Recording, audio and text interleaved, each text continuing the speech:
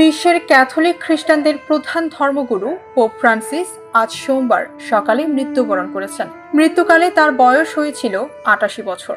এপির প্রতিবেদনে বলা হয়, স্থানীয় সময় সোমবার সকাল ৭:৩৫ তিনি মারা যান। কিছুদিন আগেই ১ সপ্তাহেরও বেশি সময় ধরে হাসপাতালে চিকিৎসাধীন ছিলেন পোপ ফ্রান্সিস। নিউমোনিয়ায় আক্রান্ত পোপ ফ্রান্সিসকে এবছরের ১৪ ফেব্রুয়ারি হাসপাতালে ভর্তি করা হয়েছিল। এরপর বেশ কয়েকবার তার শারীরিক অবস্থা বেশ গুরুতর পর্যায়ে চলে যায়। ভ্যাটিকান জানায়, শ্বাস প্রশ্বাস সংক্রান্ত জটিলতার কারণে পোপ ফ্রান্সিসকে ভেন্টিলেশনে রাখা হয়েছিল। কদিন আগে হাসপাতাল থেকে বাড়ি ফেরেন পোপ।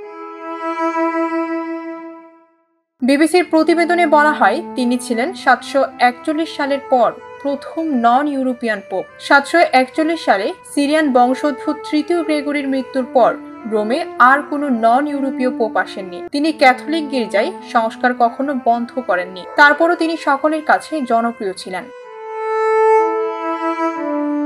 প্রায় ৬০০ বছরের মধ্যে স্বেচ্ছায় অবসর নেওয়া প্রথম পোপ ছিলেন ফ্রান্সিসের পূর্বসূরি ষোড়শ বেঞ্জামিন। প্রায় ১ দশক তারা একসঙ্গে ভ্যাটিকান গার্ডেনে ছিলেন। ষোড়শ বেঞ্জামিনের পর যখন ২০১৩ সালে পোপ নির্বাচিত হন ফ্রান্সিস, তখন তার বয়স ছিল ৭০-এর কোটায়। ডেস্ক রিপোর্ট, ভোরের পাতা।